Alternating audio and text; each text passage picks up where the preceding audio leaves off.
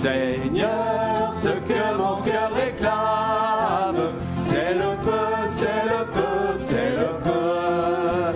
Que sur moi descende la flamme de ton feu, de ton feu, de ton feu. Que ce soit une chambre haute, une nouvelle Pentecôte, fasse de nous de vrais apôtres, plein de feu, plein de feu, plein de feu. Le seul secret de la victoire, c'est le feu, c'est le feu, c'est le feu. Nous voulons refléter ta gloire, par le feu, par le feu, par le feu. Ô Dieu tout-puissant qui nous aime, viens nous affranchir de nous-mêmes. Remplis-nous d'un amour suprême, par le feu, par le feu, par le feu. Nous voulons porter l'espérance. Et comment? Par le feu, par le feu, par le feu. Et proclamer la délivrance. Par le feu, par le feu, par le feu. Ton règne vienne sur la terre. Ta volonté soit faite au Père. Exauce enfin notre prière. Par le feu, par le feu, par le feu. Seigneur, ce que mon cœur réclame. Seigneur, ce que mon cœur réclame, c'est le feu, c'est le feu, c'est le feu. Que sur moi descende la flamme de ton feu, de ton feu, de ton feu. Que ce soit une chambre haute, une nouvelle Pentecôte, fasse de nous de vrais apôtres, par le feu, par le feu, par le feu. Chers amis, frères et sœurs, bonsoir. Nous allons partager la parole du Seigneur et voir ensemble l'importance de répondre à l'invitation du Seigneur Jésus, de l'inviter dans notre cœur. Nous allons faire une lecture dans le livre de Luc, l'évangile de Luc, au chapitre 19 et au verset 1er. Jésus étant entré dans Jéricho, traversait la ville, et voici un homme riche, appelé Zachée, chef des publicains, cherchait à voir qui était Jésus. Mais il ne pouvait y parvenir à cause de la foule, car il était de petite taille. Il courut en avant et monta sur un sycomore pour le voir, et parce qu'il devait passer par là. Lorsque Jésus fut arrivé à cet endroit, il leva les yeux et lui dit « Zachée, hâte-toi de descendre, car il faut que je demeure aujourd'hui dans ta maison. » Zachée se hâta de descendre et le reçut avec joie. Voyant cela, tous murmuraient et disaient « Il est allé loger chez un homme pécheur. » Mais Zachée, se tenant devant le Seigneur, lui dit « Seigneur, voici, Seigneur, je donne aux pauvres la moitié de mes biens. Et si j'ai fait tort de quelque chose à quelqu'un, je lui rends le quadruple. » Jésus lui dit « Le salut est entré aujourd'hui dans cette maison, parce que celui-ci est aussi un fils d'Abraham, car le Fils de l'homme est venu chercher et sauver ceux qui étaient perdus. » Amen. Combien il est important de pouvoir ce soir dire au Seigneur « Seigneur, viens, Seigneur, je t'invite dans mon cœur. » L'invitation du Seigneur Jésus. Le Seigneur se fait inviter. Il va rencontrer cet homme Zachée, va lui dire « Zachée, il faut que je demeure aujourd'hui dans ta maison. » L'importance de répondre au Seigneur qui veut venir dans notre cœur. La maison, ce n'est pas le logement, les pierres, les briques. Le Seigneur veut faire sa demeure dans notre cœur. Et combien il est important de pouvoir dire au Seigneur « Oui, viens dans mon cœur, je veux te recevoir. » Dans l'Écriture, nous est parlé combien de fois le Seigneur n'est-il pas là et il est celui qui veut parler à notre cœur et entrer dans notre cœur. Une vie sans Dieu, c'est une vie insatisfaite. C'est un cœur vide de la présence de Dieu et qui va rendre le cœur malheureux. Seul Jésus peut rendre heureux. Et il faut l'avoir expérimenté, la présence de Dieu dans sa vie. Et Jésus rend heureux. Une existence où Dieu est exclu est une des conséquences de notre misère, une des conséquences de notre grande souffrance. Nous pouvons avoir de grands biens, nous pouvons bénéficier d'une agréable situation, avoir une bonne santé, avoir des amis en grande quantité ou de bons amis et manquer de l'essentiel, de manquer du vrai bonheur qui vient parce que Jésus habite dans notre cœur. C'est Dieu qui rend heureux et lui seul. D'ailleurs, dans le sermon sur la montagne que fera Jésus, par 9 fois le Seigneur dira « heureux ». Heureux. Et le Seigneur nous donne le moyen, la possibilité, les ressources pour être heureux. Être conscient, c'est important, de notre situation, de notre état. Sommes-nous toujours conscients de notre santé spirituelle? Sommes-nous conscients de notre santé morale? Avons-nous toujours morale? Est-ce que le bonheur se lit sur notre visage? Est-ce que nous pouvons sauter de joie? Est-ce que nous sommes heureux de vivre? Est-ce que la joie parfaite est dans notre cœur? N'y a-t-il pas de la peine, de la souffrance, du malheur? Malheureusement, dira quelqu'un, c'est le lot de toute personne sur la terre. On prend dans notre malheur, dans notre souffrance, dans notre état de dépression, peut-être quelqu'un va chercher un dérivatif en cherchant du plaisir ailleurs, et on peut alors, comme le dira le Seigneur, le voit dans sa parole, il nous dit, eh bien tu ne sais pas. Tu ne sais pas que tu es malheureux, que tu es pauvre. Tu cherches des dérivatifs. Alors certains vont dans les plaisirs, certains vont dans ce qu'ils pourront trouver de bien, d'autres vont plonger dans l'oubli avec l'alcool ou autre chose, mais le fond du problème, c'est que Dieu n'est pas présent. Et le Seigneur dira, je voudrais que tu regardes au fond de ton cœur aujourd'hui. Tu dis, je n'ai besoin de rien. Et Dieu, le Seigneur répond et dit, tu ne sais pas que tu es malheureux. Tu ne sais pas que tu es misérable, que tu es pauvre, aveugle et nu. Tu ne sais pas la misère de ton cœur. Et nous voyons le Seigneur qui dit cela dans le livre de l'Apocalypse, chapitre 3, verset 17. Mais tu ne sais pas parce que tu dis, je suis riche, me suis enrichi, je n'ai besoin de rien. Et combien de personnes disent, mais c'est vrai, je recherchais Dieu, mais j'en éprouve pas le besoin. J'ai besoin de rien. Est-ce qu'il pourra me satisfaire? Et le Seigneur dit, mais tu ne sais pas combien tu es malheureux. Et Dieu voit ce qui se passe au fond de ton cœur. Il voit la misère, la pauvreté morale, la pauvreté spirituelle. Il voit que tu es aveugle, tu ne vois pas de solution à ta situation. Tu ne vois pas comment changer les choses, comment les choses pourraient être changées dans ton cœur. Et tu vois que tu es démuni de tout. Mais Dieu a la solution. Et je crois qu'il est bon de se poser la bonne question. Es-tu vraiment heureux? Es-tu vraiment heureux? Est-ce que tout va bien dans ton cœur? Est-ce que ça va bien à l'intérieur? Est-ce que tu sautes de joie? Est-ce que tu sautes de bonheur? Est-ce que tu resplendis de bonheur? Y a-t-il toujours la bonne humeur sur toi, dans ton cœur? Alors il est vrai que l'on peut paraître bien avec ses amis, rire et puis plaisanter peut-être, mais dans le livre des Proverbes, au chapitre 14, verset 13, il est dit « Au milieu même du rire, le cœur peut être affligé et la joie peut finir par de la tristesse. » Oui, c'est cela, au milieu du rire.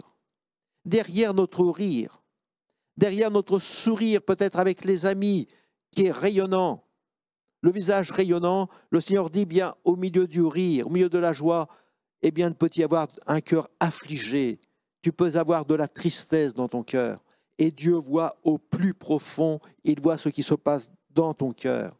Et c'est pour cela que le Seigneur dit, il faut aujourd'hui que je demeure dans ta maison. Jésus veut changer l'état de ton cœur. Il veut t'apporter vraiment quelque chose de meilleur. Il veut t'apporter la santé morale. Il veut t'apporter la santé spirituelle. Combien tu as besoin de la grâce de Dieu. Alors, je pourrais renouveler cette question. Es-tu vraiment heureux? Est-ce que tout va bien? Et dans le secret de notre cœur, que chacun puisse y répondre, est-ce que tout va bien? Dieu prend l'initiative de changer notre misère. Et c'est lui qui est à l'initiative. Et le Seigneur nous le rappelle. Il nous dit, voilà ce que Dieu fait. Il voit le teint de notre cœur, il voit ce qui se passe au fond de nous-mêmes.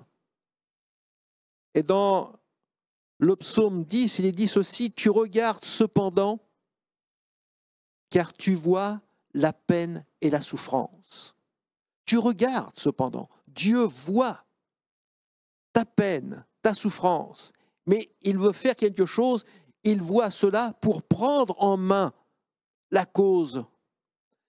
Pour prendre en main leur cause, c'est à toi que ça abandonne le malheureux, c'est toi qui viens en aide à l'orphelin. Oh, démuni à celui qui est dans la détresse, dans la misère, dans la souffrance. Dieu regarde au fond de notre cœur.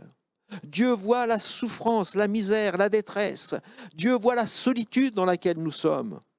Dieu voit qu'il y a de la souffrance, mais il s'approche, il a quelque chose de meilleur pour prendre en main notre cause.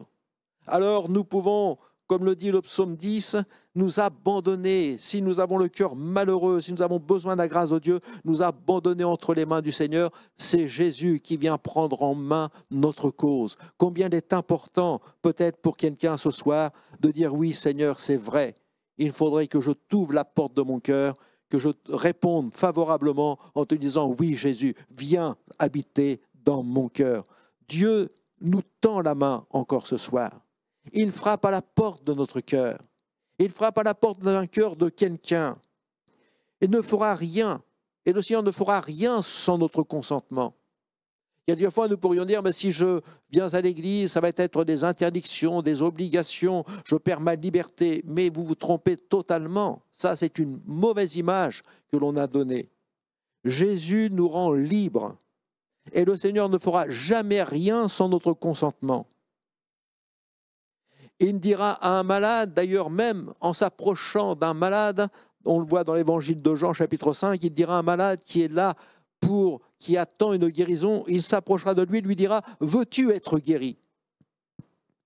Il ne va pas le guérir sans son accord. Et cet homme va ouvrir son cœur et il va lui dire ce qu'il y a. Et il repartira avec la grâce et la bénédiction de Dieu. Jésus s'approche encore. Il parle à votre cœur, il renouvelle son appel. Et bien des fois, le Seigneur n'a-t-il pas renouvelé son appel?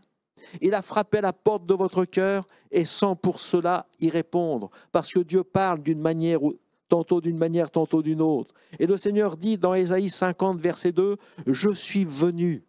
Pourquoi n'y avait-il personne? J'ai appelé. Et pourquoi personne n'a-t-il répondu ?» Jésus, maintes et maintes fois, Dieu, maintes et maintes fois, a frappé à la porte du cœur. Il est venu et il n'y avait personne. Je n'étais pas disponible. Tu n'étais pas disponible pour écouter la voix de Dieu. Le Seigneur a appelé et tu n'as pas répondu. Tu n'as pas reconnu que Dieu t'appelait dans ta misère, dans les moments difficiles, dans les épreuves, pour te tourner vers lui. Et Jésus est venu.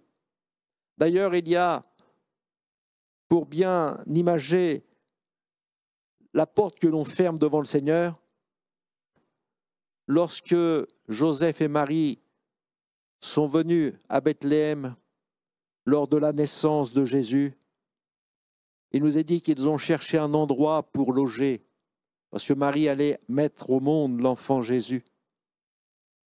Ils ont cherché un endroit, ils ont été à une hôtellerie. On n'a pas pu les recevoir parce qu'il n'y avait pas de place pour eux. Et sommes-nous différents que l'hôtelier qui dira à Marie et à Joseph, lors de la naissance de Jésus, « Je n'ai pas de place pour vous ». Ne refusez pas de recevoir Jésus et ne lui dites pas ce soir, « Je n'ai pas de place pour toi ». Jésus frappe encore à la porte du cœur. Ne refusez pas de recevoir le Sauveur Jésus. Recevez sa parole. Le Seigneur dira dans Luc 19, 5, « Il faut que je demeure aujourd'hui dans ta maison. » Ne remettez pas à demain. Ne dites pas on verra ça plus tard. On verra cela peut-être après les fêtes. On verra peut-être cela quand je serai plus âgé. Quelqu'un dira je verrai cela quand je serai marié. Un autre dira je verrai cela quand j'aurai des enfants. Peut-être que quelqu'un dira je verrai cela quand j'aurai une situation. Ne remettez pas à demain ce que Dieu vous demande aujourd'hui. Jésus dit il faut aujourd'hui. Il faut que je demeure aujourd'hui dans ta maison. Je voudrais vous dire, comme le rappelle la parole de Dieu, aujourd'hui, si vous entendez sa voix, n'endurcissez pas votre cœur. Ne remettez pas à demain ce que le Seigneur vous demande. Dieu veut habiter dans votre cœur.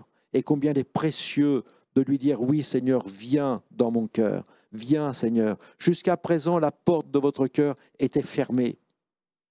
Vous avez vécu à votre manière, comme vous le voulez, de plaisir, de fête, pour certains de manger, de boire, de s'amuser.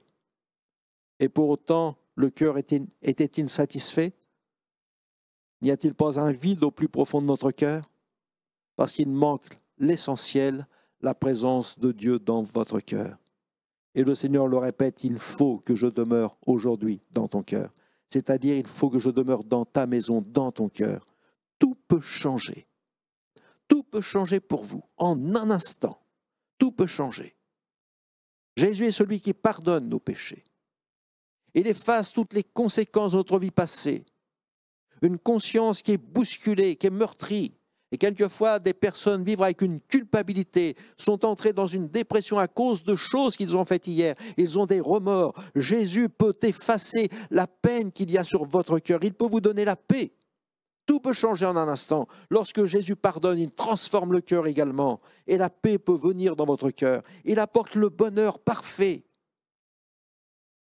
Et de pouvoir le recevoir. De pouvoir recevoir le Seigneur Jésus. En le recevant, vous recevrez la bénédiction. Jésus est celui qui sèche les larmes. Il est celui qui rend heureux. Il donnera ce qu'il y a de meilleur. Parce qu'il a préparé quelque chose de meilleur pour chacun d'entre nous. Alors il y a des hommes qui un jour ont entendu le Seigneur parler. Et il y a deux amis qui étaient sur le chemin, ils marchaient et Jésus va s'approcher d'eux et va rentrer dans la conversation. Et ces deux hommes vont le recevoir, ils vont lui dire à un moment donné, « Seigneur, le jour est sur le déclin, reste avec nous. » Ça ne serait pas bien peut-être ce soir de pouvoir dire au Seigneur Jésus, « Reste avec moi. » Et le Seigneur est entré dans leur maison. Et à un moment donné, ces deux hommes ont dit, « Mais lorsque Jésus nous parlait, notre cœur ne se réchauffait-il pas ?» C'est ça la présence de Dieu. C'est qu'il apporte quelque chose d'autre. Notre vie sans Dieu, c'est une vie vide, froide, de misère, de tristesse. On ne pense pas qu'il peut y avoir quelque chose de meilleur. Mais Jésus veut nous apporter le meilleur, sa présence, son pardon, sa consolation, sa paix, la guérison de nos blessures intérieures.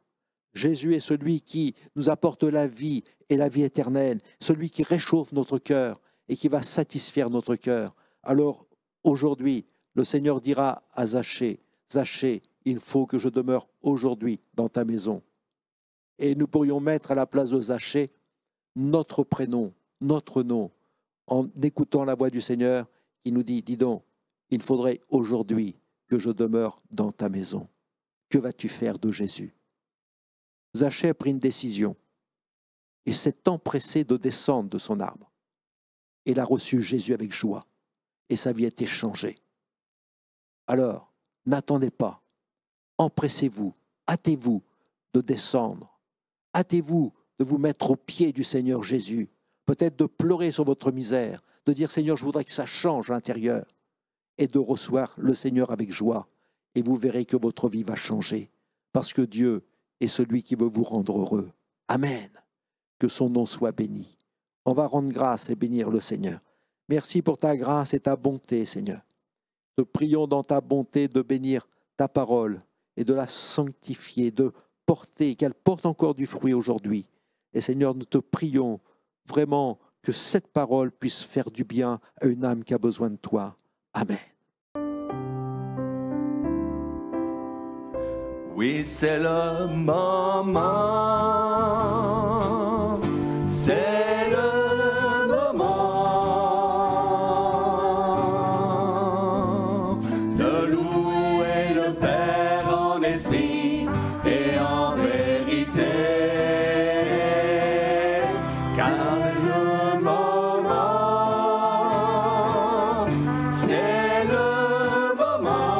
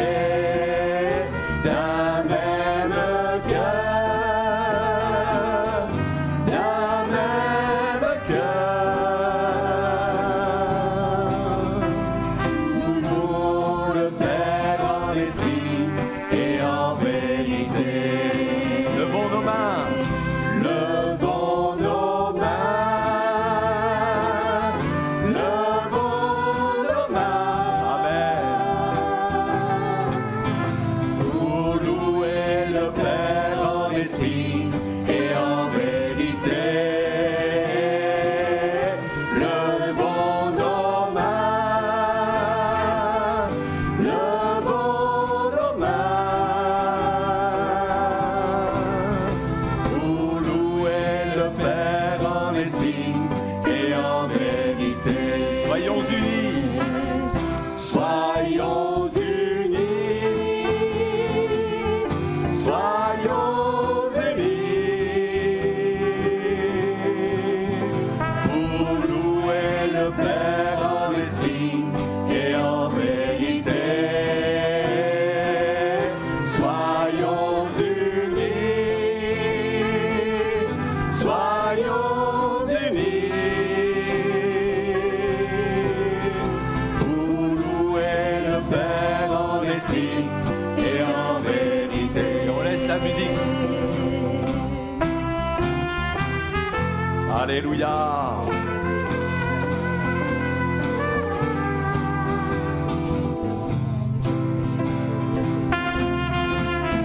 Oh, béni soit Dieu.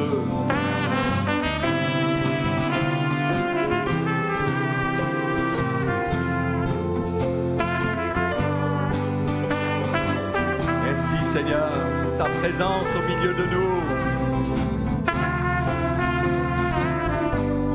Gloire à toi Seigneur. Car c'est le moment, c'est le moment de louer le Père en esprit et en vérité. C'est le moment,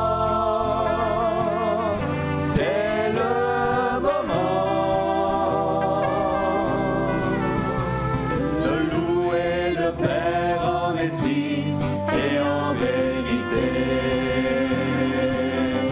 Oui, c'est le moment, c'est